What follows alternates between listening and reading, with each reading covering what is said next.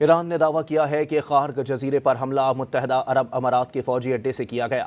یو اے ای میں امریکی فوجی اڈے ایرانی فوج کا جائز ہدف ہوں گے۔ پاسداران انقلاب کے ترجمان نے متحدہ عرب امارات میں شہریوں سے درخواست کی ہے کہ وہ کسی بھی نقصان سے بچنے کے لیے بندرگاہ اور امریکی فوجیوں کی پناہ گاہوں سے دور رہیں۔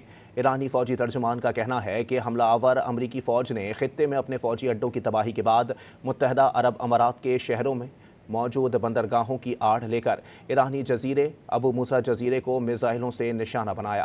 اب ایران اس بات کا جائز حق رکھتا ہے کہ وہ امریکی میزائلوں کے داغے جانے کے مقامات کو نشانہ بنائے جو متحدہ عرب امارات کے بعض شہروں میں موجود بندرگاہوں اور امریکی فوجی ٹھکانوں کی آڑ میں واقع ہیں۔ متحدہ عرب امارات کے شہریوں سے درخواست ہے کہ وہ ان علاقوں کو خالی کر دیں۔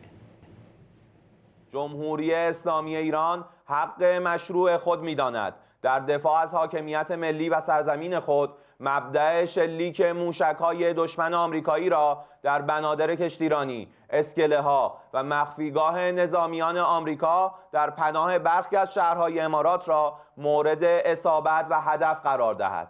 از مردم مسلمان کشور امارات و مراکز جمعیتی می‌خواهیم نسبت به تخلیه بنادر، اسکله‌ها و مخفیگاه آمریکایی‌ها در شهرهای امارات اقدام نمایند.